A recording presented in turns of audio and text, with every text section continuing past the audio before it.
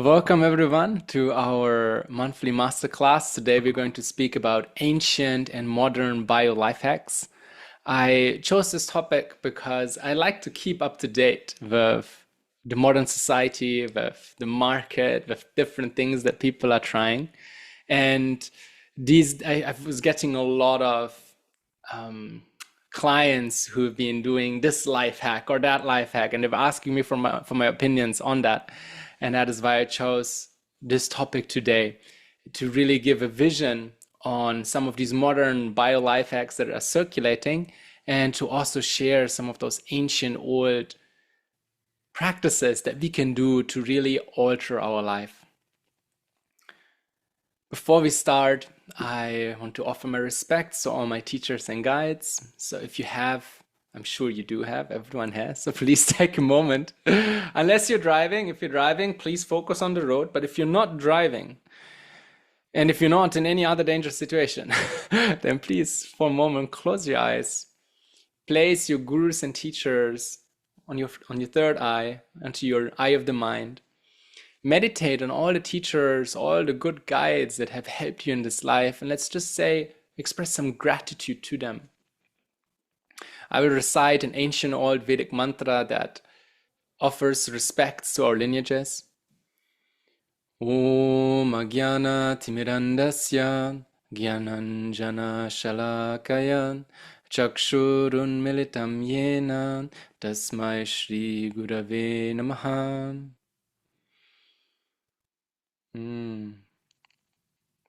What would we do without our teachers, right? Especially in Ayurveda, none of this knowledge I've thought about it a lot, but it's not that I discovered it myself. No, I only know these things because my teacher taught me.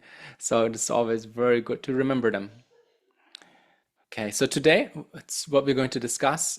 I've chosen 6 bio life hacks. Of those, the first 3 are modern, and the last 3 are, we could say, ancient or timeless. So we're going to discuss a bit more about intermittent fasting. Has anyone here heard of intermittent fasting before? I'm sure everyone does. Hands up.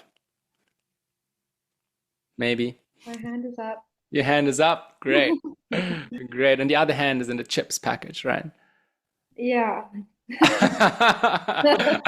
I thought so. I thought so. Mm. So, have you done intermittent fasting before? Me. Yeah. Unintentionally. Unintentionally. Okay, cool. Yeah, it's a big thing these days. Many people practice it, including my dad. Actually, my dad learned about intermittent fasting before me, and he asked me, "What does Ayurveda say about that?" So we will explore that a little bit. Intermittent fasting is extremely powerful lifestyle remedy for any person who has high cholesterol, high blood pressure, many types of cancer, autoimmune disease, brain fog, anything, most problems. We'll explore them a bit deeper. So many problems in the body that really have to do with inflammation or with too much toxicity can be solved for intermittent fasting. It is an extremely powerful tool. In particular, it has gained a lot of popularity over the last decade, maybe, or longer, but at least I've noticed it over the last decade. And we will learn about what it is and what Ayurveda has to say about it and how to improve it. And then next, there's this whole other trend going on at the moment about cold plungers, about infrared saunas. Have, everyone knows about cold plungers, I'm sure. Anyone here who has tried cold plungers before? No thanks. Okay, sure. I did. I had a cold, I do it regularly. It's really nice. And infrared saunas. Actually, I don't do so much, but also they're very popular these days. And is there anything about it? Right? Let's explore that.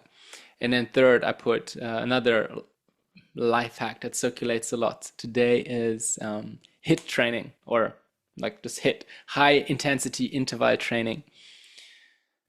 Anyone here who has done that before or heard about it? Not really. I don't think so. Don't think so? Okay, let's explore that. And these are a little bit more modern trends. I think many people who are in the wellness field or in the health field, or if you're like me and you've subscribed to like 100 wellness channels on Instagram, then those are the ads that you're getting all the time. Oh, I cured my autoimmune disease with intermittent fasting, or I resetted my nervous system with cold plunges. I saved my marriage with cold plunges, something like that. Or just look at my abs from high intensity interval training. So they're quite popular, and we'll explore them a little deeper. And there's actually a lot of good about them as well for if practiced in the right way and for the right person.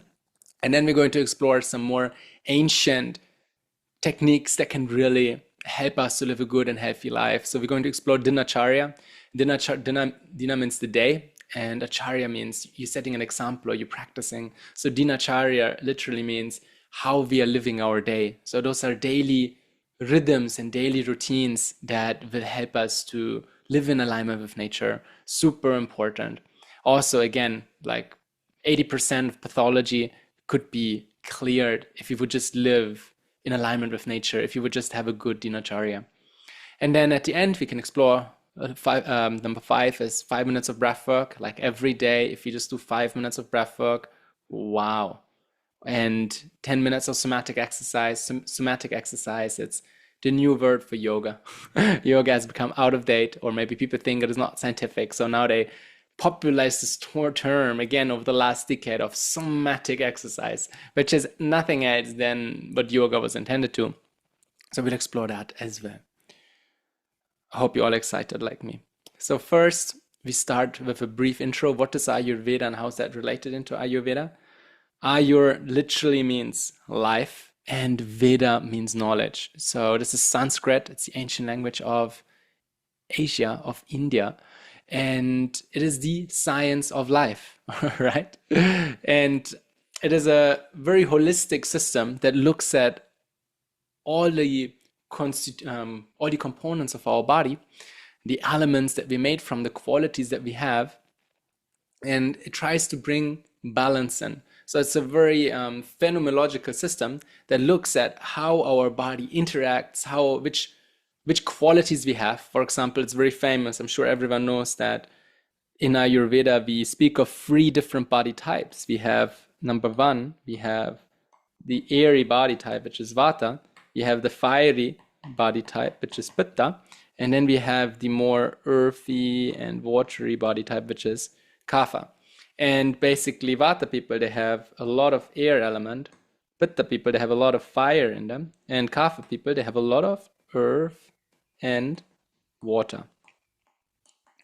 And because the different people have different elemental makeups, it also means that there's different diets or different lifestyles that are different exercise that are suited to them. And in our modern society, I think it can be a big problem that we try to treat every person the same way. Especially in modern medicine, when they test medications, they run a trial study where they get like 1,000 cases or 100 cases to test their medicine. But what they don't consider is that every person is different. And Ayurveda would never, ever recommend one thing for everyone. If you have not listened to our Ayurveda Masterclass 2 months ago, I would highly recommend you check that out. So you can either pause it and just go straight up or straight down and go to class number 1 about Ayurveda, or you can listen to it at least afterwards, because that will help to understand a bit more about what Ayurveda is and about the lens that we're looking through today. I have a question. Yes, Miss Goswamini. Are there not some things that Ayurveda does recommend for everyone? Like, not as a standard principle, but more like things like waking up early, taking a bath, brushing your teeth. I don't know. Sure. There are some things that Ayurveda recommends for everyone. Like everyone should wake up and everyone should sleep. Yes. And nearly everyone has to eat as well, unless there's some self-sufficient yogis who are like deeply absorbed in meditation and who are just getting their nourishment from the sunlight, right? Unless there's some kind of exalted or different person like this, then unless they're like that, everyone has to sleep. Everyone has to eat. So that is true. But again, how to sleep, how to eat, it's slightly different. Yes, everyone should wake up before sunrise. According to Ayurveda, it's great for every single person to wake up before the sunrise. Because if we see the sunrise, what happens? We see the sun rising and our brain naturally adjusts its own circadian rhythm. It produces hormones that will release energy. When we see the sunrise, we get awake, we get alert, our digestive fire gets ignited, and we become hungry. That is true for everyone. But how early to wake up, how much to wake up before the sunrise, it actually differs. It varies for the different doshas. For example, a Vata person, because they're so airy and they're always out in the sky, they always move very quickly, talk really quickly. They have so much going on because they're so airy like the wind. They need to sleep a little longer, and they should just wake up a little bit before the sunrise. While a Kapha individual, they're so earthy and watery, they're a little bit more slow and sluggish. For them, it is good they don't need that much sleep because they are a bit more relaxed throughout the day, so they don't have to sleep that much. They need a bit more movement, so they can wake up way earlier. And then the Pitta person will be somewhere in between. So in that way, yes, there are some things good for everyone, but the details, they vary from person to person. Make That sense? yeah, that makes sense. Okay, cool, great. So first, let's make it a bit interactive. So I would love to hear from you guys. Has anyone done intermittent fasting here? Liz, have you done intermittent fasting? Have you ever heard about it before? I think Liz is still driving. She's still driving. Yeah, Yeah.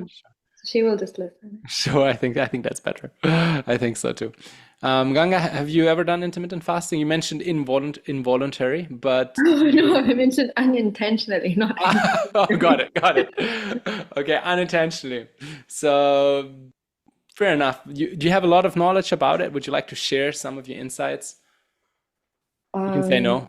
For someone who is very fiery, Pitta, like me, it's not really good to do so much of fasting because they can get very angry, and very frustrated, I and can really hungry. I can see you've listened to our last class.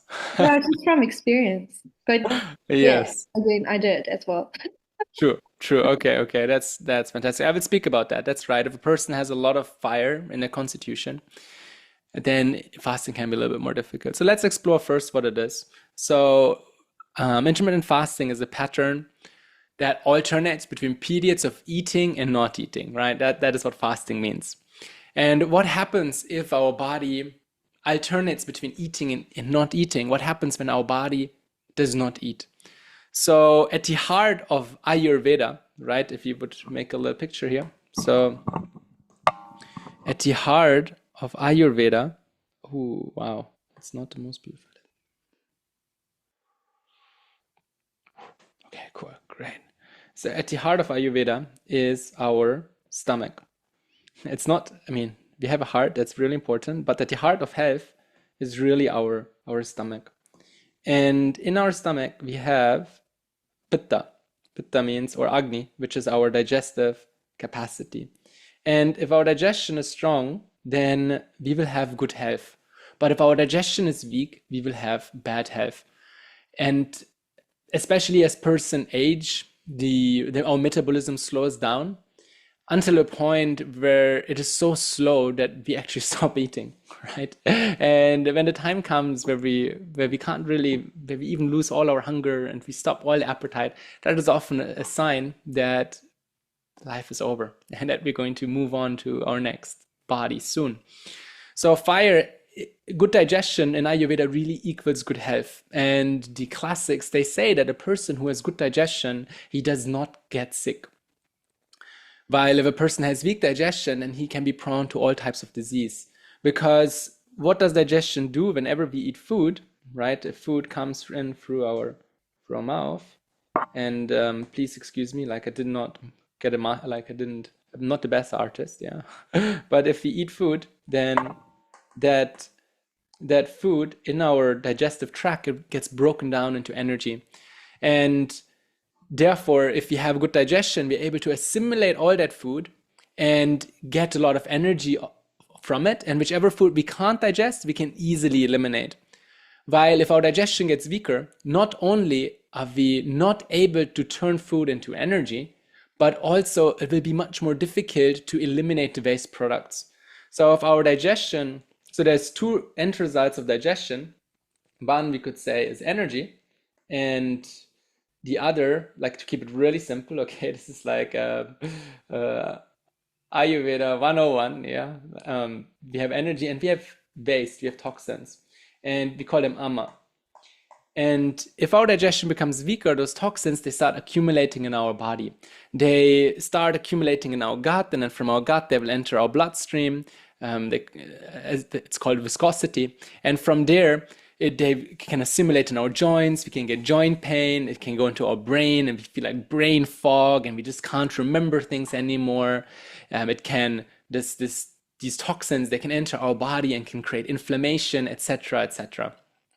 So if you wake up in the morning and you just don't feel you don't feel refreshed and you feel still very tired, it means that there's too many toxins flowing through your body and they're creating this problem. So now when we're eating, that is what our digestive fire does. Now, if we are not eating and if our digestive fire has a break, right? And it doesn't have to go to work. And what do we do if we have a break? What we can do, at least what my wife does, right? When my wife, whenever she has a break, then she does the spring clean. Like she goes through the entire house, and wherever I maybe left the jacket there, or maybe I forgot something, or maybe when I was cooking, I spilled something, and she is so powerful. She's so amazing. She just cleans everything up. So in the same way, also our digestive fire, when it has a break, it can actually leave the GI tract. It can leave our digestive tract, and it can start repairing different parts of our body. And that happens every day when we are sleeping. When we are sleeping, as long as we had a light dinner, then and our stomach is empty, our agni, our digestive capacity, can leave the body and start cleaning up. Now, if we eat late and we eat a lot, then our body can't really do this process. So especially in our modern culture, there's so many disease. So many people are getting sick all the time. It is crazy. Like the amount of people with high cholesterol, high blood pressure, or different ailments. It is so high. It is quite concerning, to be honest, from an Ayurvedic stance, as it is very concerning. And one reason is partially because people, they just have a very late dinner and then they will go to sleep, and the body can't follow this natural process of regeneration. So now, whoever came up with this term intermittent fasting realized that. They realized that, oh, if we don't eat, then our body can start repairing itself. So the whole idea of intermittent fasting is that a person might eat for, let's say, an 6-hour window and fasts for an 18-hour window. Eat and fast. Because then our body has 18 hours to look after itself. Our body has 18 hours to regenerate.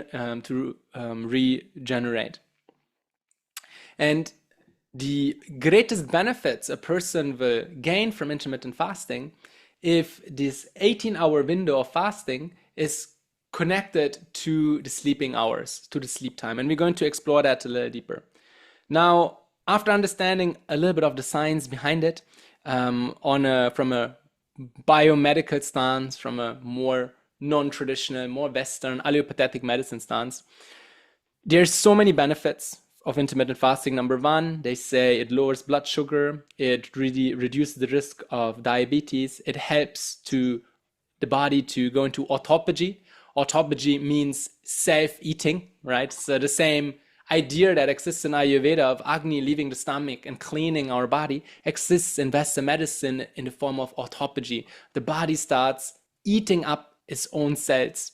And even many clients who have, for example, cancer, right? In cancer, there's something growing which should not be there. If it is before stage 3 cancer and if the person is not underweight, if they start intermittent fasting, it is amazing what can happen. And I cannot make any medical claims because I'm not a legal practitioner, but I have seen, and many people have seen as well, when a person like this practices intermittent fasting, then the body has the ability to even eat up those cancer cells, eat up those poisonous cells, which is so amazing, so powerful. So even more than any Ayurvedic herb, or maybe even more than some other medications, just doing less and allowing the body to clean itself will give amazing results. The same as well for inflammation, the same as well for persons with autoimmune disease. Besides that, from a biomedical stance, it increases metabolic flexibility. It helps to regulate weight. I'm just going to mute our new guest who joined. And if you would like to change your name from iPhone to your real name, that'd be so nice. Or if you'd like to show me your face, that would be also so nice. Ganga? So just to clarify, Ayurveda would recommend intermittent fasting to be done at night, not during the day, just at random times. We are going to explore that in a moment. Okay. Yes, but that is absolutely right. From an Ayurvedic point of view, so I just want to show you how actually what sometimes like there's this way of where Western medicine really tries to go against traditional medicines and tries to put them down as primitive. And sometimes also you can see how people who are on alternative medicine path, they just try to speak so bad about Western medicine. But I just like to show you that no, in many areas they also overlap and really share similar vision. And this is one of these cases. So from a traditional stance, intermittent fasting, it will help to increase our digestive capacity, because if our fire has a break, then it can really regain its own strength. In the same way, like when we have a campfire, Ayurveda often really gives, my teacher, he always gives this example of a campfire, and which is similar to our digestive tract. When we have a campfire, we put some small kindlings there, and then generally we put some bigger parts, and then once it is going, we regularly put some big pieces in to keep that fire going. And so in the same way also with our body, in the morning when we have breakfast, it is good to eat something light. We put these kindlings in, and then over time we can place bigger and bigger pieces inside. Now at some point it could happen that the fire is not strong enough if you're just overloading with big pieces. So also in our modern society, if we just keep snacking all the time, if we're eating too many heavy foods, especially late at night, then this campfire, it can struggle. Like in the same way, if you have a small flame and you put in a big log, it just slows down the whole process. So now removing a big log or just not putting any more so that the fire has some time to build up its own strength can be very beneficial. That also, that is how we can understand that intermittent fasting strengthens digestion. And we just covered in our previous slide how it burns toxins. It also makes the body really light. Has anyone here fasted voluntarily for maybe a day or 18 hours?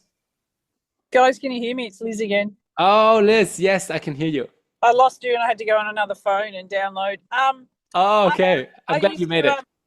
I used to go to bed on a Friday night sometimes, and I would make myself sleep, and sometimes I would take sleeping tablets. Okay.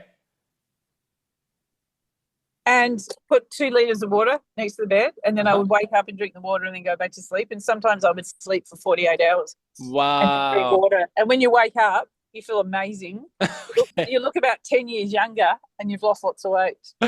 Okay. Yeah. I'm not sure about sleeping tablets. Yeah, no, I don't think that kind of helped, but it is true, right? It is true. Like for two days, right? You could remove a lot of activities from your body. You could remove yourself a little bit, and then your body had some time to do a spring clean. Yeah, you got to have water. You got to wake up intermittently and drink a lot of water so you stay hydrated. But of course. You look about 10 years younger. It's amazing. Yeah. I take it, because for 2 days your body was going into autophagy, right? And a little bit like we kind of artificially forced the body to. Yeah. But that is so true. So yeah. Okay, great. Let's have a look at the next slide. So intermittent fasting, it is appreciated from a Western point of view, also from a traditional Ayurvedic point of view. However, in the West, at least according to my knowledge, I've not seen many recommendations about when to fast and how to fast. And indeed, many of my clients, welcome Vilas, by the way. So nice to see you. Hare Krishna. From a Western point of view, there's not so much information given about when to practice intermittent fasting. So also many clients that I work with who practice this, they often skip breakfast and have lunch and dinner. And they do get good results with it. However, from an Ayurvedic stance, we could even further improve the system. And skipping breakfast, it's not really the best recommendation because some other problems could come up in the future. And for this, it really helps to understand this cycle of the day. So every morning from 2 to 6 o'clock, it is the time of the Vata dosha. It's a time where the air and space element are very strong. That is a time where there's a lot of lightness, there's a lot of clarity. It's a great time to wake up before the sunrise, which will help to align with the circadian rhythms. It's a great time for meditation and for peace. Sorry, was that between 2 a.m. and 6 a.m.? It's between 2 and 6 a.m., yeah. Yeah, I love that. It's my favorite. Yeah, for the common person, we would not advise to wake up before 4 o'clock though. But if you wake up, like let's say at 4, at 5, just these 90 minutes before sunrise, it is so wonderful. And actually every human being, doesn't matter your constitution, if your health allows, and if there's no current medical condition that might disable you, it is good for them to wake up during this time. And then after the sun rises, we enter Kapha dosha. And Kapha, as we know, it has the earth element and the water element. So this is the time where we build a foundation. So this is a very good time to have breakfast. And if we don't have breakfast during this time, it can just put some additional stress on our body, because our body now needs some fuel for the day, right? So even a light breakfast, it can increase our metabolism, and it can start and ignite our digestion. If we continuously keep skipping breakfast, then our digestion will only weaken. Now, from 10 to 2 o'clock, that is the time of Pitta. The fire element becomes very strong. And this is the time when we can accomplish the most during our day. And this is also the time when we can absorb most of the nutrients from our lunch. So Ayurveda really recommends to have a nutrient dense, excuse my grammar, English is my second language. That's when we have our nutrient densest meal of the day. Because whatever we eat during lunch, the body will be able to break down and really to assimilate. So practicing intermittent fasting, for example, would be the best practice to have, let's say, breakfast after sunrise, let's say at 8 a.m. or we have some playroom there, and then to have your lunch maybe between 12 and 2, right? That would be an excellent time to have lunch. Generally, we don't want to have lunch too late. 12 is the best time. If a person skips dinner, okay, we can push it a little later. But we would really like to have it during this pitta time, because now the body can really digest the meal. And many people in Western culture, nothing to do with intermittent fasting, they have lunch not during this window, and it can cause a lot of problems, because the fire becomes so strong in our body, and we're not feeding it, and then it can just, rather than going out and doing a spring clean, no, it can go into our head and give us a headache and make us irritable and angry, etc. So there's a lot of value to this. And then if we would follow this trend of fasting, I'm just going to mute you because I don't want to hear myself twice. Okay. And then if a person would skip dinner in this process of practicing intermittent fasting, or maybe easier if they're transitioning, if they would just have vegetables or if they would have soup, then by the time they go to bed, which should be before 10, then the body has time to really regenerate itself. Because in the same way, like there's a fiery time from 10 to 2, there's also a fiery time from 10 p.m. to 2 a.m. And this is the time when the body can actually rejuvenate and clean itself.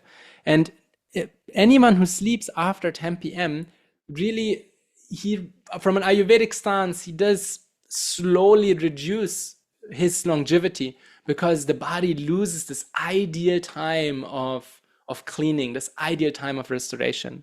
So if intermittent fasting practice from an Ayurvedic stance would be best to have a window from breakfast to lunch and then to skip dinner. And those who are not ready to fast because of their medical conditions, for them, they could still use this technique to some extent, but just have a lighter meal at night. So I hope this makes sense. Vilas, you missed the first part of it, so I hope it made some sense for you too. And now Yeah, sorry about that. Did you start at 6:30? I started at 6. Oh, I had it in my diary at 6:30. I'm very sorry. Oh, that's okay. That's okay. We only covered the first out of 6, so you see if how it goes. And Okay. yeah, and we can speak about it on Thursday. Yeah. Okay. So just an important note about intermittent fasting, who should and who should not practice. Like as you mentioned in the beginning, Ayurveda is highly personal, and what works for one person doesn't necessarily work for everyone, right? So intermittent fasting, it really works so well for people who have too much kapha. In English means people who have too much weight. So any person who is not underweight and not also being close to underweight, for them intermittent fasting is very good. Particular for any person aged more than over 40, usually intermittent fasting is really great, because as we age, our metabolism slows down.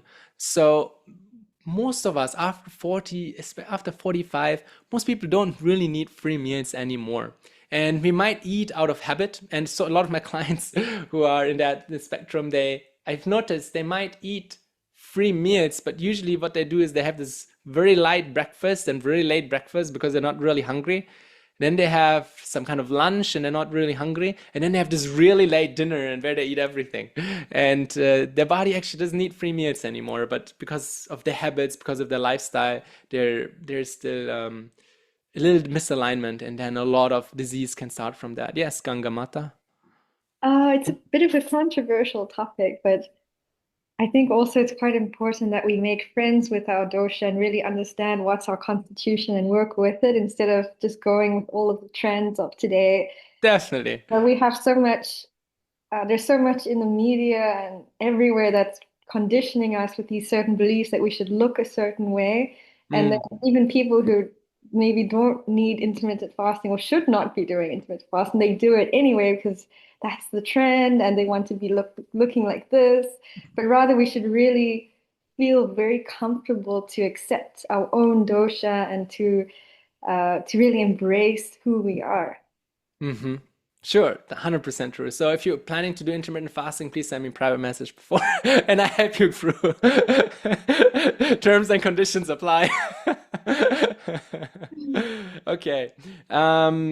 Also, persons who have any kind of pitta imbalances, which means anyone with autoimmune disease, anyone with a lot of inflammation, intermittent fasting will do so much for them. Anyone with high blood pressure, high cholesterol, like intermittent fasting, it can change everything.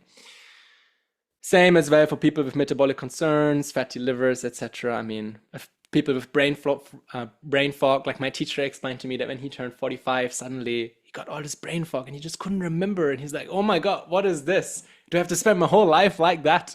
But then he tried intermittent fasting and it just completely altered it around. And he shared to me how he was feeling in his 20s again. And I can't relate to it because I'm at the end of my 20s. So, but anyone suffering with brain fog, it definitely helps as well. Okay, and who should not do intermittent fasting? Let's be really clear about it. Anyone who is underweight, they should not do intermittent fasting unless advised by their health practitioner.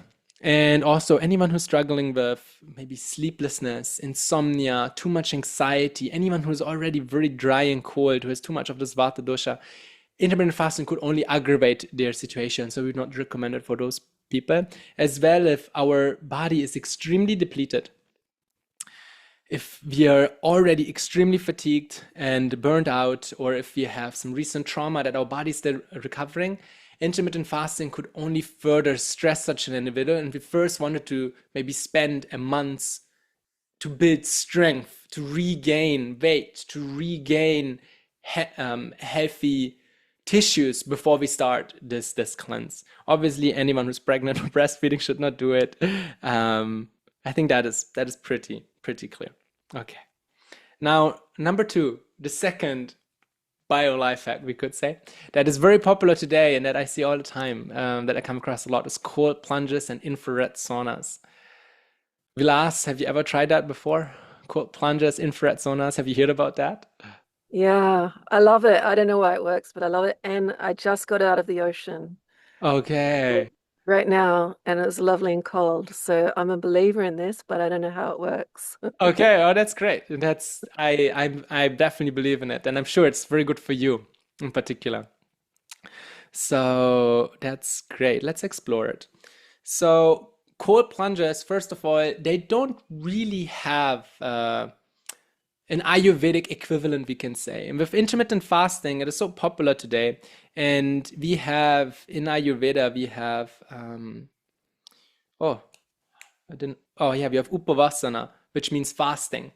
And it is involved many practices in Ayurveda, in the scriptures, in the classics. They involve recommendations of fasting.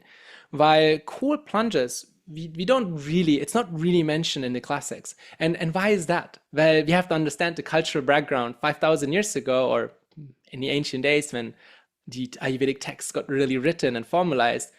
People used to live in villages, there were yogis, there were sages, there were hermits. Everyone, if they would take a shower, they would not just take a shower, they would bath in the sacred rivers. They were so ingrained in their culture, and therefore there's really no implicit mention of cold plunges because that's what most people actually would do. There is a mention of heat therapy, which is called svedana, which means sweating, and we're going to explore both of them. So cold plunges and infrared saunas, they're based on what is called hormesis. So hormesis is a cool, fancy term to know if you want to impress your friends with your knowledge on wellness. And basically, hormesis means that there are low dose stressors which activate repair, which activate detox. It is like a little stressor that then creates a response that actually helps us. And first, it sounds a little contrary to what we learned in our first Ayurveda class. So if we're not there 2 months ago when we gave our first masterclass in Ayurveda, you're all welcome to go back to it. And there we introduced the concept that like increases like. Which means that if we are cold and then we have a cold shower, then we'll be even more cold, right? That would be the idea. Like increase like. Maybe that was not the best example. If we are cold and we eat an ice cream, okay, then we're going to get a cold. If we're in winter and we're a cold person and we eat an ice cream, then we're going to have some mucus in our nose the next day and a sore throat, and we're going to feel cold because like increases like. And in the same way, if we are a very fiery person and it's a very hot day and we're in the office and there's no AC, and then we have a fight with our boss. And then we go for lunch and we have Mexican nachos with some extra chili and cayenne pepper, right? Then what's going to happen? We're going to get a headache, right? We're going to get the sharp pitta headache that just penetrates us, right? A penetrating pain, because like increases like. That's the first principle we learned. And the second was that opposites balance. So if you are feeling a bit hot and then we go into the beach and have a swim, and then we feel balanced, right?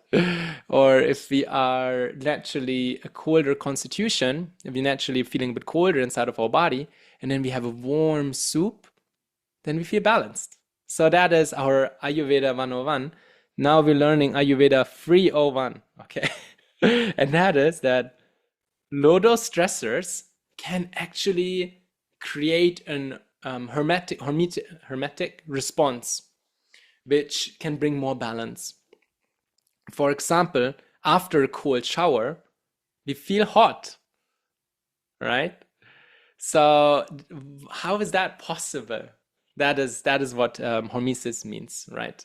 And from a Western point of view, what happens is if we expose ourselves to extreme heat or extreme cold, then our body creates what is called cold shock proteins. So those are special proteins that get released in our body to respond to this extreme cold. It will also Yeah, it has a lot of, I'm not going to get too scientific here, but it has so many benefits from a medical point of view.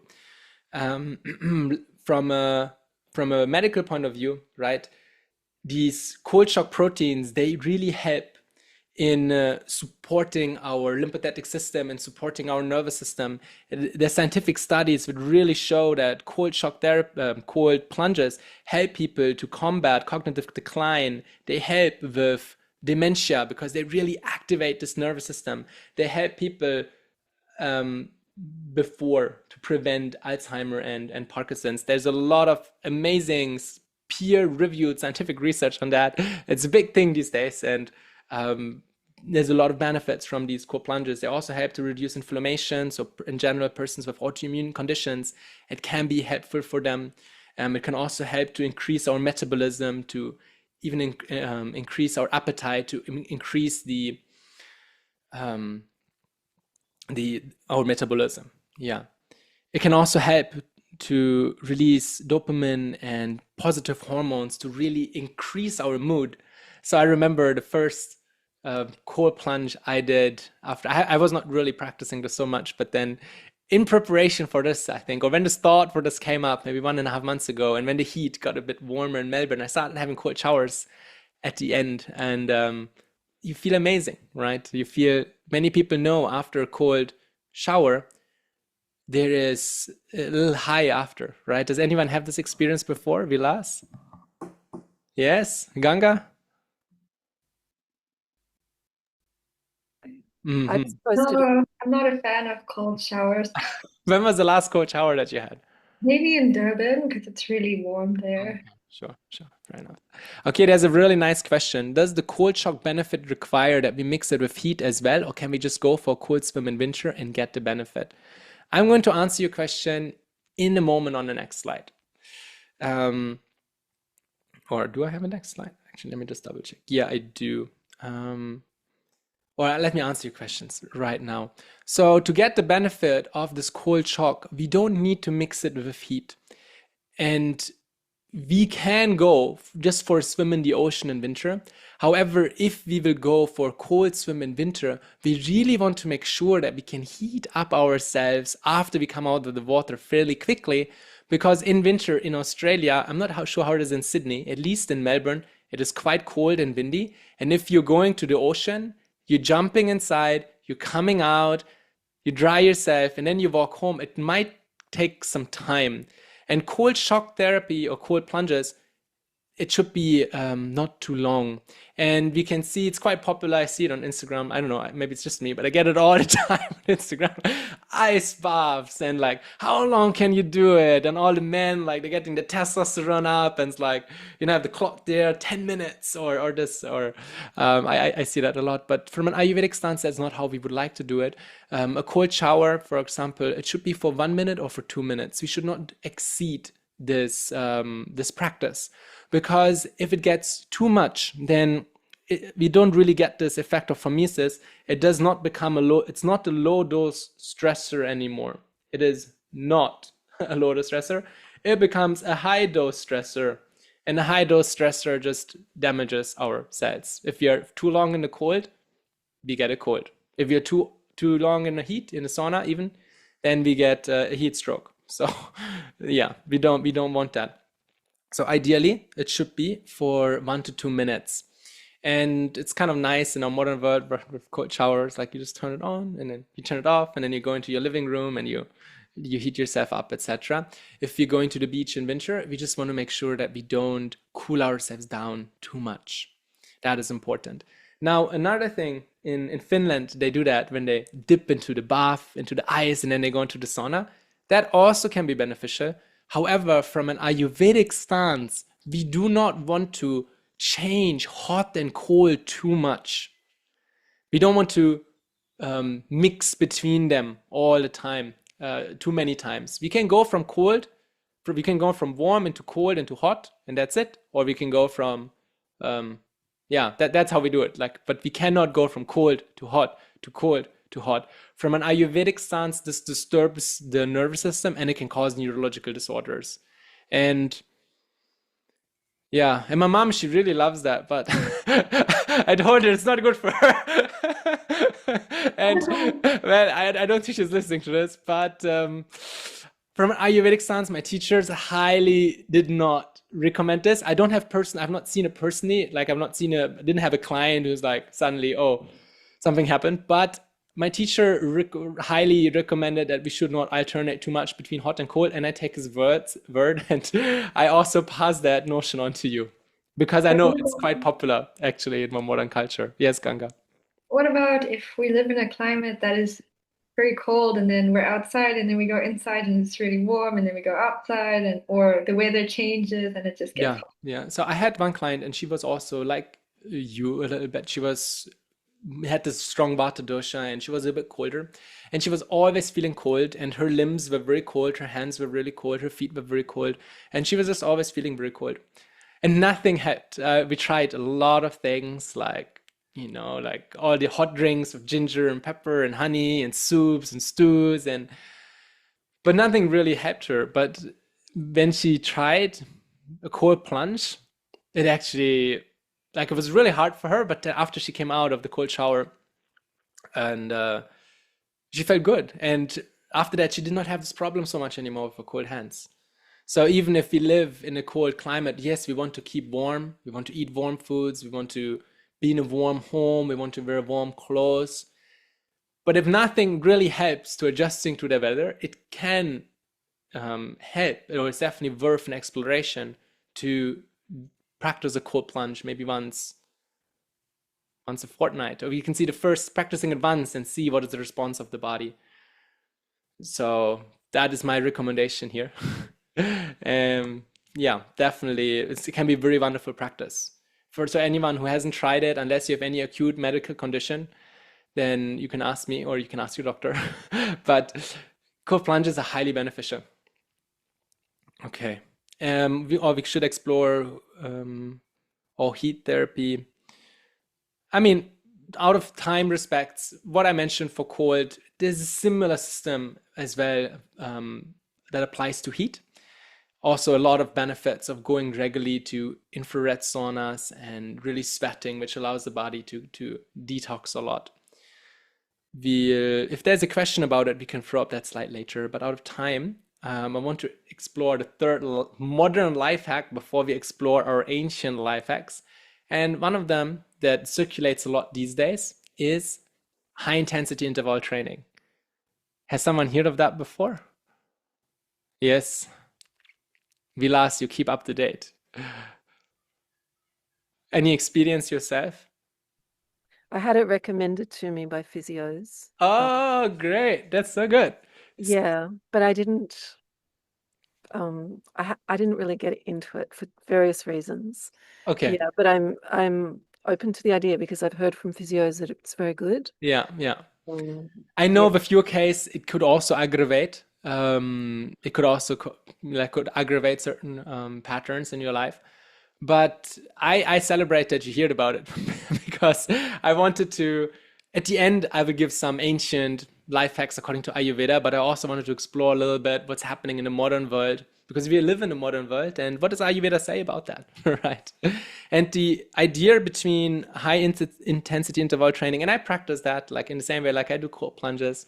I don't need to practice intermittent fasting, maybe in 10 years, but I do this and it's actually really, really nice for a healthy individual as well for a person who is trying to regain health. It's the same idea of hormesis, right? It's the same idea of hormesis, which means that a small stressor can create balance. And when we exercise, what we're doing, like we're destroying, we're ripping, we're tearing our muscle fibers, right? And then to regenerate, they regenerate much stronger. So that also is the same principle that we have in cold showers or even in infrared sauna. So this is the principle at work. What is high intensity training? It is a method that alternates short bursts of very intense energy with brief periods of rest or low intensity. For example, a person will get some weights and maybe does 20 deadlifts and then they have a 30-second break and then they do 20 seconds of bench press, and then a 30-second break, and then like this they practice for maybe half an hour. Usually it is a very intense exercise. It is quite challenging, and it is done in a short time. That's what's called high intensity interval training. What it does, what it's supposed to do, it elevates our heart rate, it increases our cardiovascular fitness, it will burn fat really quickly, and it will really increase our metabolism in a very short time. And the benefits are obviously better cardiovascular fitness, so it's very good for heart and for our lungs. It is very good for our metabolism, which means it can ignite our appetite, it can help us to burn fats. It is very good for insulin sensitivity. It reduces fats. It creates more energy through mitochondrial biogenesis. Yeah, and it is also very good for the brain because we are increasing the circulation in our body. We're increasing what I mentioned earlier, right? In Ayurveda, in the quality of our life and even the longevity, it's very much connected to our digestion, and exercise, it increases our digestive fire by increasing our metabolism, and in that way, through at the end or as part of this process, it also increases the capacity of our brain. It also helps to increase dopamine, endorphins, etc. So it is a fantastic thing to do from a modern Western point of view, from an Ayurvedic stance. Also, it is very beneficial. I've seen great results with it. Who should not do it? Again, Ayurveda, it's highly individual. So it's not for some people, they should definitely not do HIIT training. Number one, if a person has too much vata, which means if they have too much air and space in themselves, they have too much anxiety or insomnia, if they recently experienced a lot of trauma, if their joints are overly dry, they will hurt themselves, right? Vata individuals usually don't have so much muscle mass, then they can hurt themselves, overstretch themselves, or break something. It can also overstimulate the nervous system. Like any person who is already overstimulated, any person who is very weak, they should not practice high intensity training, because again, they should also not do cold showers. Why? Because a small stressor for them, it will feel like a much bigger stressor. And first, we would like to rebuild their capacity through gentle exercise, through diet, through softness, and then later on the journey, we could introduce them to high intensity training. That also applies to people with low ojas. Low ojas just means low immunity, low energy levels. Also, then second, persons who have a lot of pitta, which means who have, how can we say that in English? Yeah, if HIIT training, high intensity interval training, naturally increases the fire element, because what we're doing, we're exercising, right? We're getting hot. Now, if a person has some dosha, some problem with the fire element, if they're getting like heat rashes, or if they are getting headaches caused by pitta, if they're already easily irritated, then that training, it can further aggravate their condition. It can cause more rashes. It could cause more problems with their stomach. It could cause more headaches if these headaches are caused by pitta condition. It can make them more irritable. For obvious reasons, anyone with heart conditions or who's pregnant or with any joint injuries should not perform. Does that make sense? Yeah. And now, from an Ayurvedic stance, what is the best time for a person to do this, right? Let's add another layer to it. Looking at our dosha clock from earlier, you might be surprised, but actually the morning time just after sunrise is the best time for it. And maybe it is counterintuitive, or maybe it is just unrealistic for most people. But after sunrise, it's the best time to exercise. It is absolutely the best time. It is when our body's fresh. It is when we have energy, especially if we just had breakfast. If we had breakfast maybe an hour before or 2 hours before, or if we're about to have breakfast and we just woke up, there's still that energy in the morning.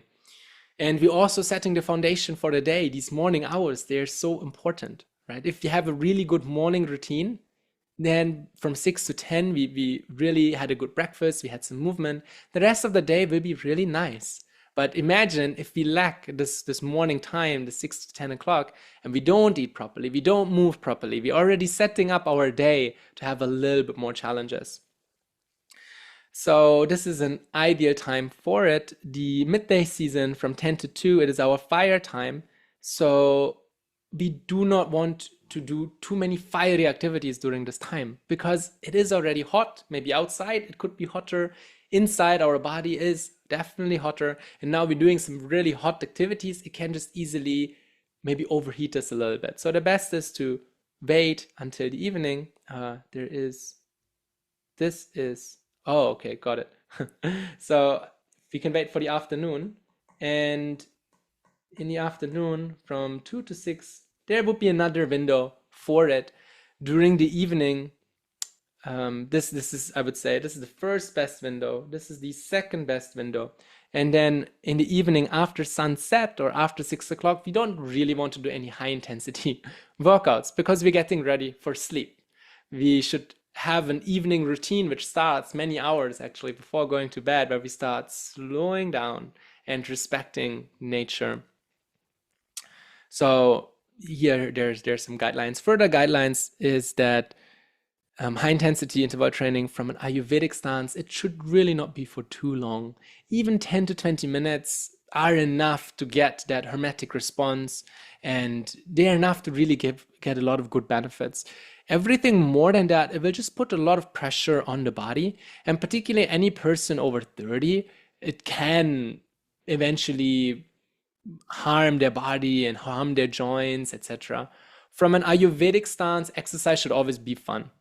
So this whole concept of going to the gym and you're just like smashing it, and then the next day you have so much pain in your legs you can't climb the stairs, it's not how exercise should be from an Ayurvedic stance. Exercise should always be fun, even if it is high intensity interval training. So 10 to 20 minutes is what we would think of. Also, it is very important to really warm up ourselves. For example, if a person has problems with dry joints or dry joints or or problems like that, then it's very important to warm up. Also, we could apply some sesame oil before, just to make sure there's enough lubrication in our joints.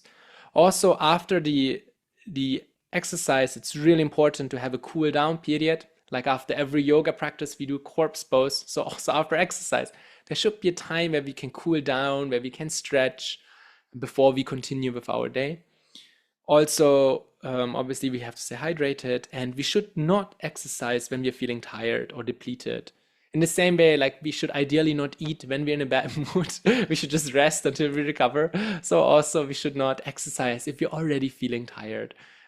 Exercise is really not about pushing the body beyond all its limits. According to Ayurveda, it's more about establishing a friendly relationship with our body and respecting its boundaries. So there's this saying, no pain, no gain. And it's not my favorite. Like we can say it maybe when people are a bit younger, particularly if they're like in the 20s or if they're like really competitive energy. But for us in our long-term health journey, we should not think that exercise should be painful and we can't gain without it. It should be fun. Okay. That is so much on high intensity interval training. Now, for the last half an hour, I would like to explore some Ayurvedic life hacks. And number one, the most important, I thought, the most amazing thing that I've ever learned in Ayurveda was really Dinacharya. Like when I learned about Dinacharya, it changed my life so much. So that I wanted to share that with you. And you might notice as I will explore Dinacharya with you that I actually already implemented Dinacharya when teaching you about cold plunges and about autophagy, about intermittent fasting, and about even high intensity training. Because Dinacharya really is this clock of the day and aligning our life with it. There's nothing as powerful, I would say. I mean, you can all challenge me. I'm open to challenge, but I think there's nothing as powerful as aligning ourselves with time and with the rhythm of the day. there's so many benefits. And even from a Western standpoint, our hormones also follow a 20-hour rhythm, right? It is not arbitrary that it is not random that we get hungry in the morning and that we get really hungry at lunchtime. It is absolutely not random. And our body follows patterns in releasing digestive enzymes, in releasing melatonin to send us to sleep. And we can predict it. And it's a big problem in our modern society that we live highly irregular lives. And a lot of disease is caused just by being irregular, because our body, after all, it is a bit like a machine and it is like a programmed machine, and it likes to help us. So if our body realizes that every day we're sleeping at a particular time, if we're in the habit of sleeping every day at midnight, our body will remember it. And then at every day at maybe half before midnight, like half before midnight, our body will start releasing melatonin. So then we get tired and then we sleep at midnight. And then if we're trying to sleep, if we're in this habit and we're trying to sleep at, let's say, 9:30, because Keshri said we should be in bed by 9:30, we think this is so unnatural, like I'm so awake. But it's just that our body has forgotten the rhythm and it has not been tuned. And if we wake up, if we go to bed every day at the same time, if we go to bed every day at 10 o'clock, for example, then our body will remember, and at 9:30 he will tell us, oh, you're tired, go to bed. The same as well is true for our meals. If we have lunch every day at 12 o'clock, the body will remember, and by 11:30 we will get really hungry. But if we are used to having lunch late at 2 o'clock or even later, of course we're not hungry at 12 because our body has forgotten this. And even for my astrology students, I know a lot of you are not here, but I know you all listen to the replays because you always send me a message afterwards. So the rhythm is connected to the sun, and the sun is the main indicator for vitality. So if we really want to strengthen the sun in our life, then we just have to live with the sun. We have to live in rhythm. Okay, let's go through every step of Dinacharya. Let's go through all of them.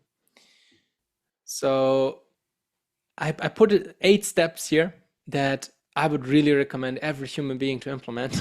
And like I mentioned earlier, 80% of pathology, just doing these things, 80% of pathology can disappear just by implementing them. And the first and foremost is to be able to wake up before sunrise. And I know in Australia at the moment the sun rises at around 5:15, so I know the sun rises pretty early, and it might sound crazy to wake up at 5 o'clock, like what, like at so early. But from an Ayurvedic stance, yes, like waking up before the sunrise, when we wake up 16 hours after we woke up, our body will naturally produce melatonin and our body will naturally get tired. So even if we would wake up at 5 a.m., that would mean that our body naturally, 14 to 16 hours afterwards, naturally between 7 and 9, our body would get tired. And actually, to be honest, and I really don't want to shock anyone, but to get ready for bed between 7 and 9 o'clock, the sun, it sets at 8:30 at the moment, right? It is not a bad idea. It is actually not a bad idea. And I promise you that so much of your pathology will improve. I put my face out there. I put my neck out here. A lot will improve if you're just able to wake up before the sunrise and to sleep. Like, I'm not saying you have to sleep at 7 o'clock, but let's say if you wake up at 5, to sleep by 9, to be ready in bed by 9, it will help. It will improve so much. It will align our circadian rhythms, our waking and sleeping. It will improve our digestion. Because in the morning, if we wake up before sunrise, then we can really harvest this Vata time period.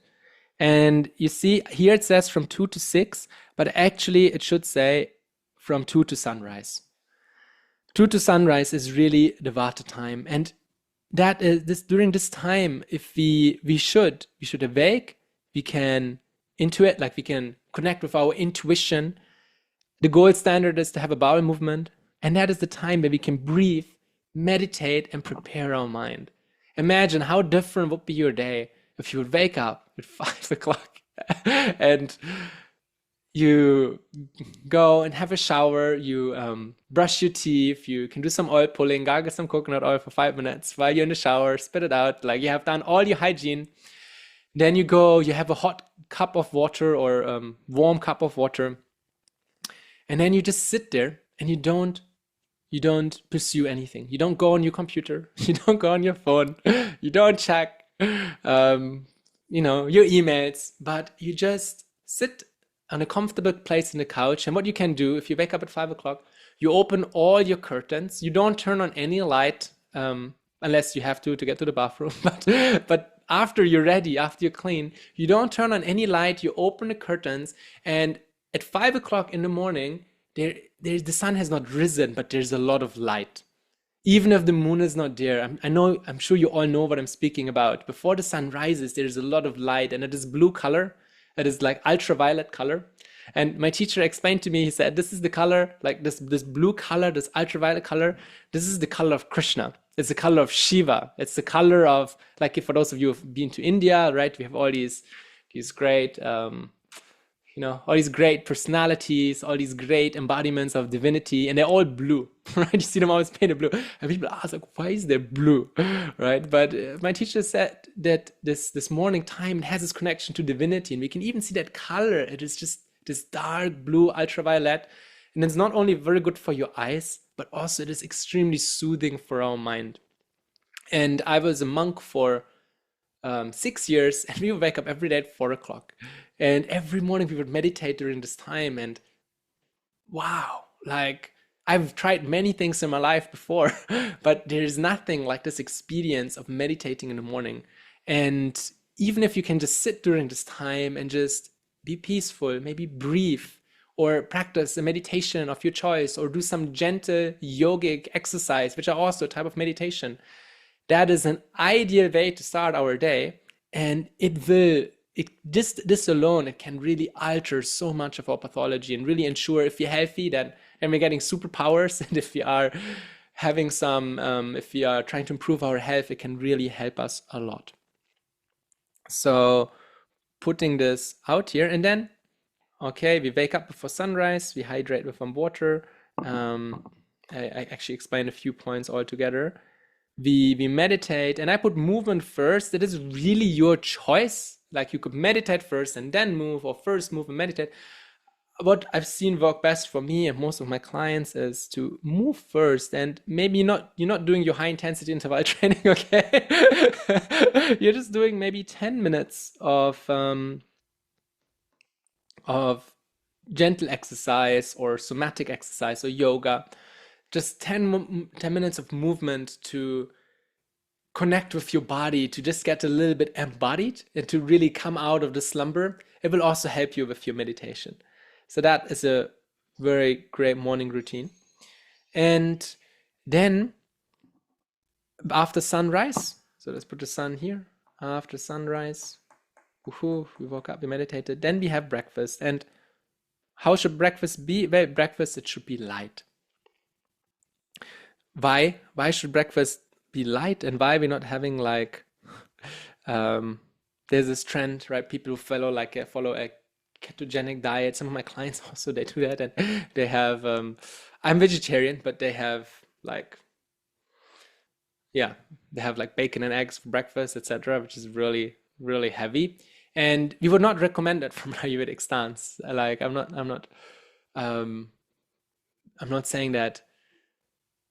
I'm just trying to highlight that breakfast, it should be light, because from sunrise to 10 o'clock, this is the time of kapha, and kapha, it has a natural heaviness to it. It's like kapha individual, it's a little bit heavier. So also in the morning, we can see people, usually they move a little slower, right? So this is a bit more of a slow moving time, which also means our digestion, it is a little bit slower. And therefore, we want to have a light breakfast. To think of the campfire analogy. If you have a campfire, do we just throw in a big log early in the morning? No.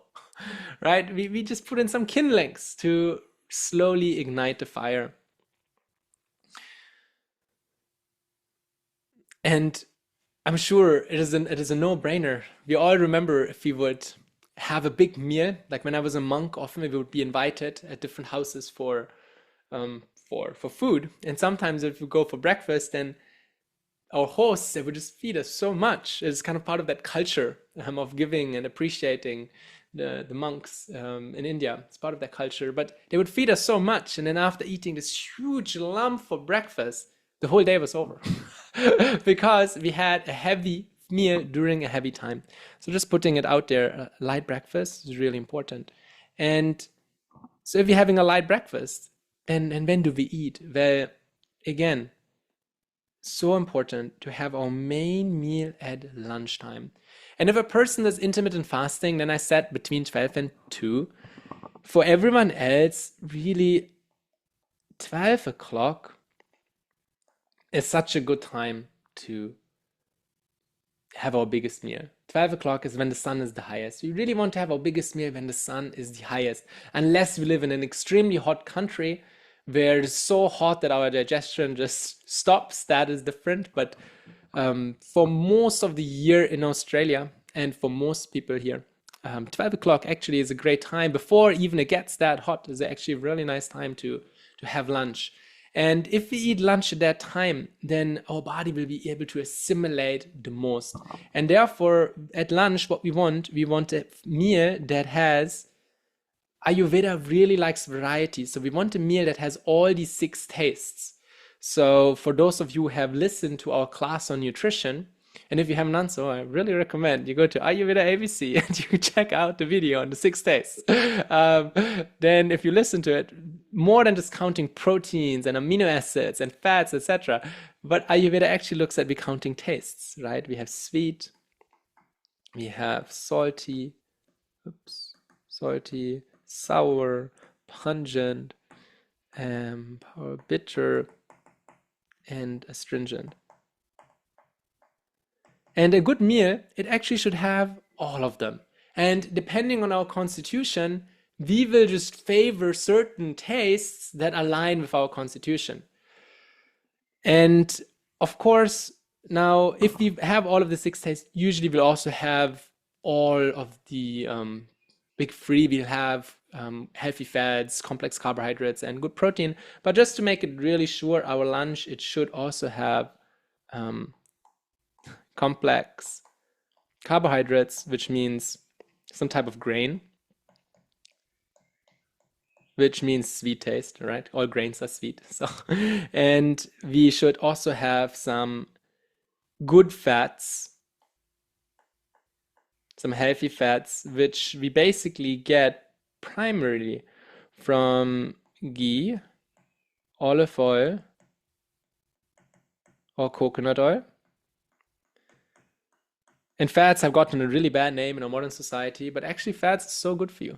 The problem is people are just taking the wrong fats. So if you're having like your vegetable oil or your canola oil, please be aware that they are technically like 100 years ago, they were not even considered foods, okay? 100 years ago, your canola oil, that was what you would put into your into machinery and into into machinery to get them going. Like during industrialization, that was like, that's what they would use all these vegetable oils for. However, what happened was in the some time ago, like maybe in the early 20th century or mid 20th century, when fast food restaurants started really becoming a thing, maybe 50 years ago, I would say, they were really thinking of how can we maximize our output and how much food we're giving by reducing our costs. How can we cut costs and give food? And I realized so much cheaper to use all these like vegetable oils and canola oil and all of them that were before that just maybe used for industry. And there it started, and for some reason now it's so integrated into our modern diets, but they are quite harmful. And by ghee, olive oil, coconut oil, they have really good sources of fats. And then of course we also have nuts, there's cheeses, we have avocados, we have seeds, etc. So yeah, they're also there. But the main point is for lunch, that's really what we would like. And if we eat according to the right time, then you might notice sometimes even you can eat less but gain more nourishment out of it, because it is not so much about how much you eat, it is more about how much you digest. You might have the same meal at lunch and dinner time, but if you eat it at lunch, you will absorb so many more nutrients than if you would have the same meal at dinner. And that is also very important to understand. Then the next important point in Dinacharya is that we have a light dinner before sunset. We should not eat dinner after the sun sets. Now in summer, this is really easy. In winter, the sun often sets at 5 o'clock or 6 o'clock. And we should well know that if we eat dinner after the sun sets, our digestion will be impacted, because our digestion works with the sun.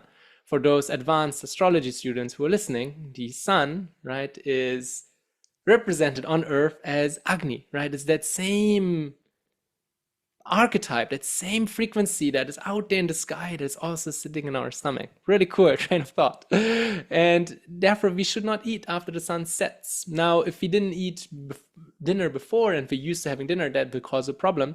So ideally we should arrange our life that we're able to have dinner a little earlier.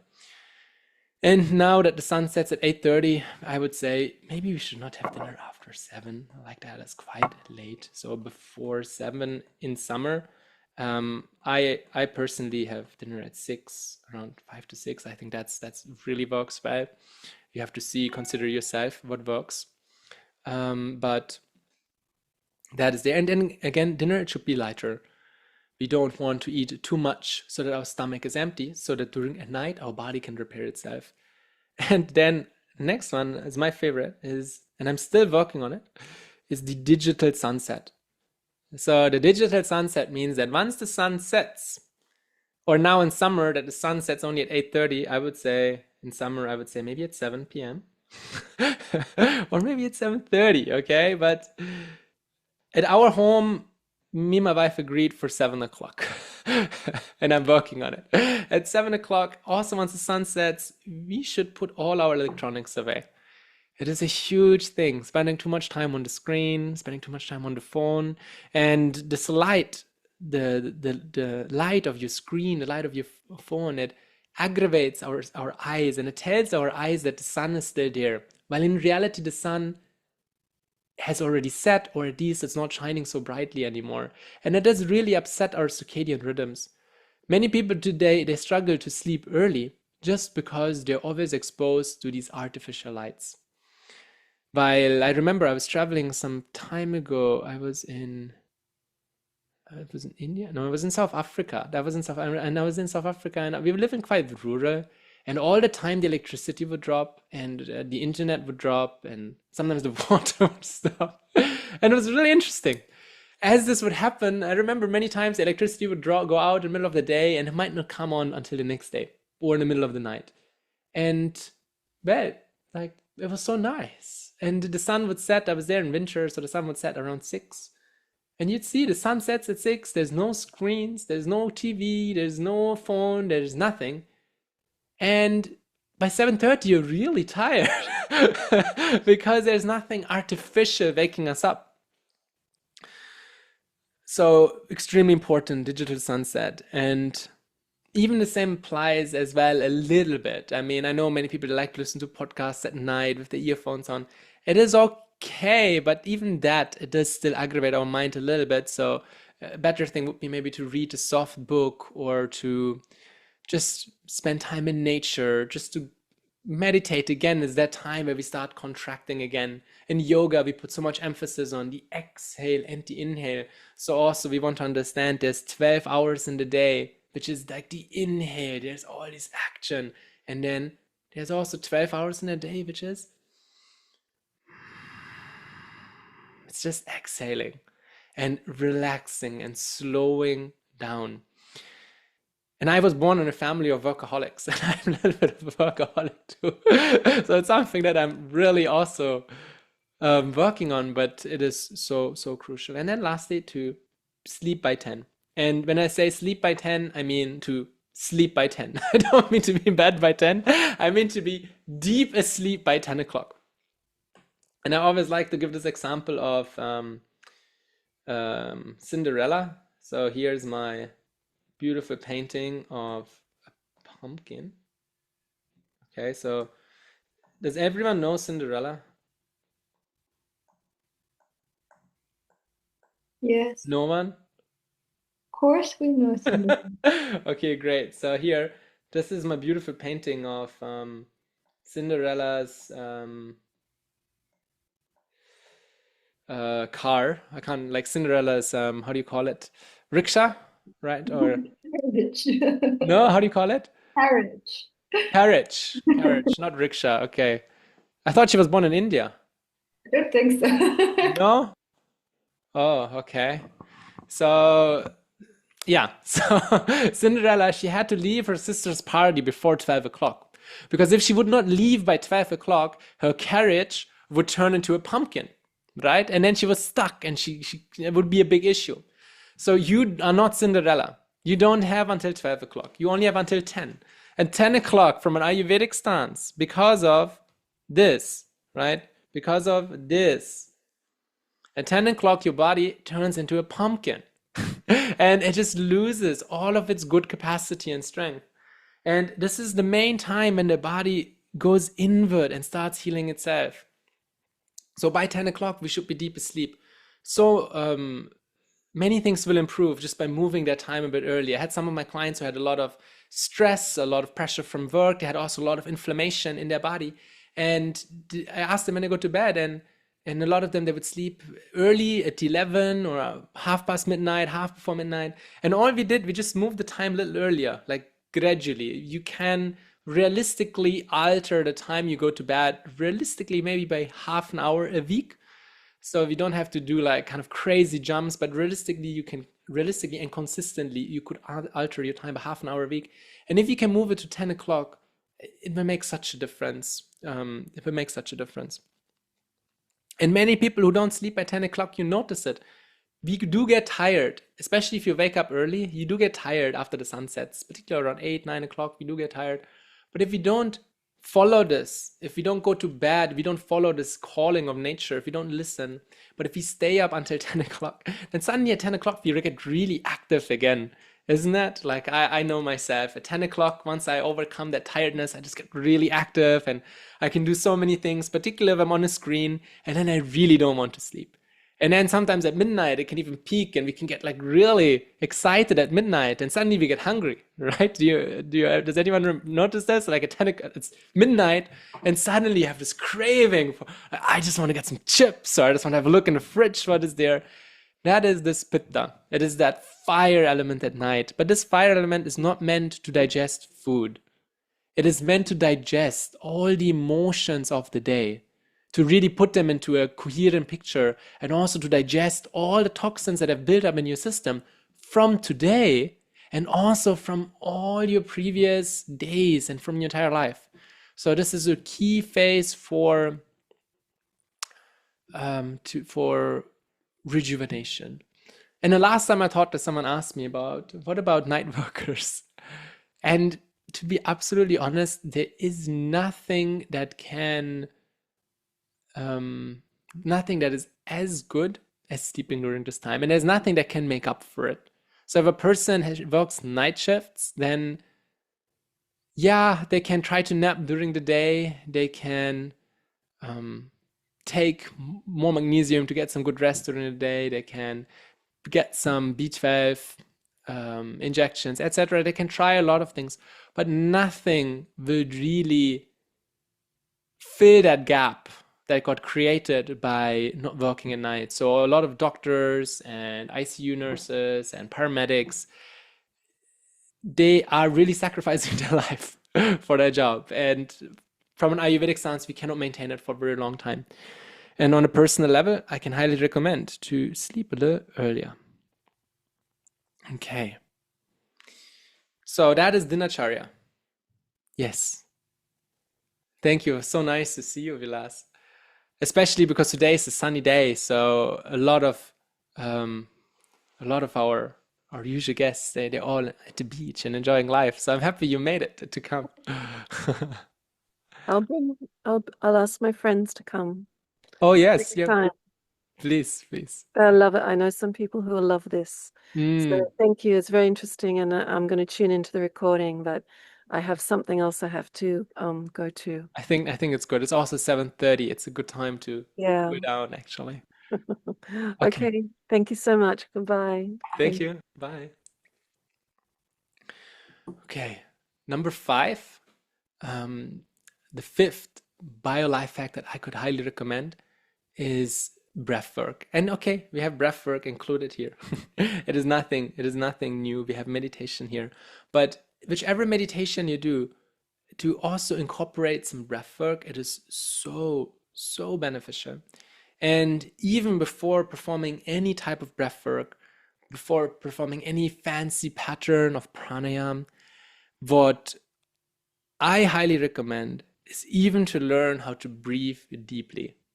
And with my yoga therapy teacher, I remember for 40 hours we were going through, we were practicing, we were studying breathing. And I was thinking he's going to teach me. He's a great yogi. He was born in a family of yogis. He has been doing yoga for over 50 years. And his father learned from Krishnamacharya, who lived nearly up to 100, who was maybe one of the greatest yogis of the recent century. And I was thinking he's going to teach me some amazing breathing techniques. He will teach me how to stop my breath and how to do all of these amazing things. But for 40 hours, he just taught me how to breathe deeply. And I was stunned. And actually, it was probably the most amazing thing that he actually taught me of all the things that I've learned.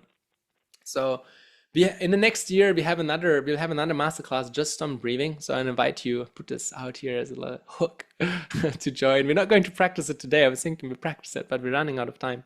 But I put this little hook here to really encourage all of you to explore your breath and to really understand what it means to breathe deeply. Because since I've learned, I noticed that most people, they just don't breathe deeply. And they don't even know what it means. It means that we're breathing through our stomach, and that our stomach is moving because our lungs, they're expanding, which means they're pressing out our abdomen, and that means we're breathing really deeply. And some people call it belly breathing or like that, but our belly is actually not breathing, but it is moving as you're breathing. While that is a deep breath. While what happens is, for most people, because they are so stressed that they actually don't inhale deeply, and then what happens is the only thing that really expands is their chest and maybe their ribs, the diaphragm, maybe. But that is a problem because they don't breathe according to their full capacity. And in breathing, what is extremely important, it is not just the breath in, but it's the breath out. So especially with a lot of breathing conditions, if people have asthma or something like that, then again, the problem is not breathing in, it's actually breathing out, because as we breathe in and as our lungs expand, air can get stuck in our lungs. And in the same way, like we would not want to eat another meal as long as our stomach is still full, because it will just create a lot of toxins. So in the same way also, we actually only really want to inhale once we've completed an exhale. But as our breathing becomes more shallow and as we lose awareness of our own breath, full air can actually get stuck in our lungs, and it will gradually diminish our breathing capacity and our general health. So from a scientific point of view, good breathing patterns, they activate the parasympathetic nervous system response, they turn off the fight or flight mode, they reduce stress levels and induce relaxation. They also stimulate the vagus nerve, they improve clarity, they lower heart rate and blood pressure, good breathing reduces inflammation, it helps to improve our digestion, and overall it just makes us feel good, right? And for those who are following this deeper path, or for those who are working with me in our coaching journey, they all know that first we develop our breath and we tune into our breath, and as we are able to really be aware and conscious of our breath, this is really the realm when our body becomes peaceful, where we can positively change our inner frame. It is very difficult to create a positive inner environment of happiness and abundance without having a good breath, because we might tell us so many affirmations and so many things, but if we are not relaxed enough, it will not really leave a deep impression in our mind. So having some practice of breathing or of deep breathing, very beneficial. For those of you who are listening, you can go to the Ayurveda module, and there in Ayurveda ABC, and then you go to number 4, I think, where it speaks about movement. There is some breath practice that I've recorded before about Kapalabhati and Anulam Vilom. You're welcome to try that, and soon we might have some videos there just about some easy deep breathing exercises. But you are welcome to just try it out yourself if you wake up early. If you wake up early at 5 o'clock and then you have that morning time, just practice some deep breathing, see what it does to you. And lastly, somatic exercise, which is basically a new term for yoga and for yoga therapy. And there's 3 types of movements that are really important that everyone should do. Everyone should have some strength training. Everyone should have some training that increases flexibility. Oops. And everyone should have some training that increases endurance, right? If we only exercise strength, then our movement is not complete. If we only exercise flexibility, our movements are not complete. And the same is true as well for a person who only does endurance. It is not complete. It is not exactly holistic. It will not help them to achieve the ideal potential of their body and of the longevity of their health, etc. And so where do somatic exercise fit in here? Well, somatic exercise, they're not necessarily strength. They're not necessarily strength. They are connected. They're definitely connected to flexibility, and they are not necessarily connected. They may be somewhat, or let's put it that way. They are a little bit connected to strength, a little bit to endurance, and a little bit or even more to flexibility. So what are they really about? Somatic exercise actually really about connecting our breath to our movements and also allowing the body to really do its full range of movement. So in that sense, every day, ideally, in an ideal world of health, every day we should practice at least 1 forward bend. We should practice at least 1 backward bend. We should do 1 lateral bend, which means that we are bending, for example, our right arm to our left foot. Like if you have our left foot forward, we bend over. We should have at least 1 spinal twist, 1 inversion, as long as we don't have any high blood pressure or any at risk of migraine headaches or anything like that. An inversion, which means that our body, our trunk is higher than our head, which increases the blood flow to our brain, which means we're clearing our lymphostatic system. Once a day, we should practice at least 1 balancing pose, because balancing poses, they give us this aerial and spatial awareness. And we should practice 1 stable pose, just standing in a good posture. And then, of course, Shavasana, which means we're just lying and practicing body awareness. So this, ideally every day, we should do these type of movements which help us to have good flexibility in our body, a really minimum level of strength and a minimum level of endurance. We could pursue some other strength and endurance exercises on the side within moderation, but that would be an ideal extra, we could say a life hack. If every day you would do 1 of them, I promise your life will change completely. And these are nice things to do in the morning, right? They will only take maybe 15 minutes, right? So if you wake up every day and you practice, you follow this dinacharya, you practice, you practice 15 minutes of somatic exercise, exactly the ones I mentioned here, after sunrise. And then you practice 5 minutes of breath work. Wow, life will be so different. And if you wanted to tweak in some of the other life hacks we spoke about. After having your hot shower in the morning, you could finish off with cold, and then you can have your cold plunge. And especially if it is not too cold outside, like if you're in Australia in the moment, such a nice practice to start.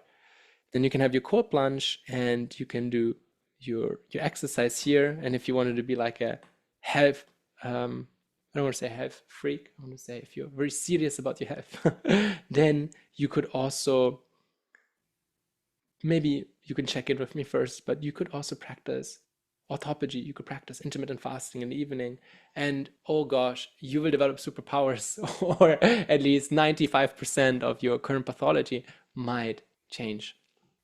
So those were the topics I wanted to share with you today. I hope you thought that was as interesting as me. And for those of you who are here, and are there any questions, by the way? Yeah.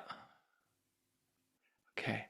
So for those of you who are here and who are listening, I want to introduce you that we are going to start our next Ayurveda course in about a week's time, and we still have spaces, so you're all welcome to join. We are going to discuss the science behind Ayurveda on a much deeper level.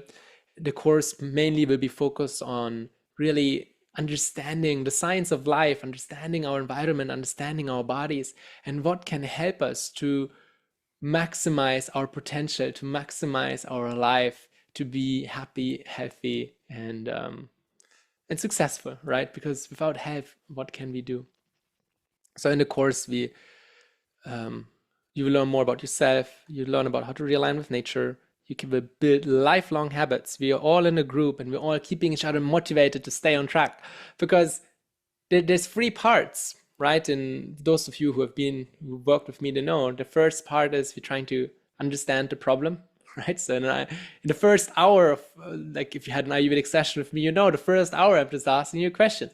What is your breakfast? How do you feel after? When do you eat? How is your lunch? Because first you want to understand the problem. And then the second half an hour, or the second hour, we will speak about the solution, a life plan that will help to regain health.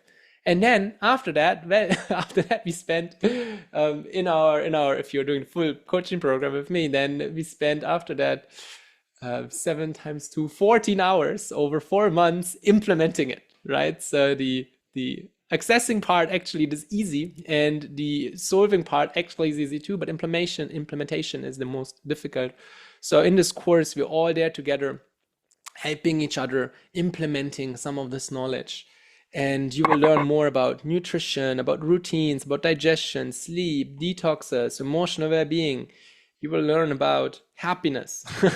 You will learn about so much. And we will integrate that a little bit with yoga therapy and with Vedic astrology as well, because they're all super intricately connected. And as usual, for those especially listening to this, here below the video is a link to my calendar. So if you felt inspired after this video, if you have any questions, hey, let's get in touch. So you can click on it, you can find a time, we can schedule a call, and we can give you a valuable next step on your wellness journey. And if the times don't work, you can just send me a message in school. So with that, thank you, everyone. Are there any final questions? Not for me. Not for you. Are you still there, Liz?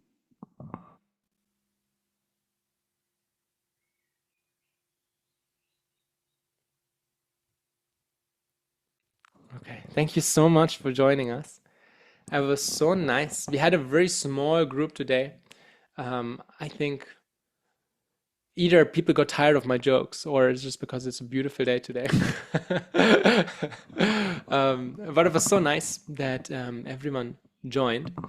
And an important announcement as well: from next week onwards, every Monday and every Saturday, Ganga, she will be teaching yoga classes in our school that everyone is welcome to join. There's currently no price for them, and you're all encouraged to participate, and I will look forward to seeing you there.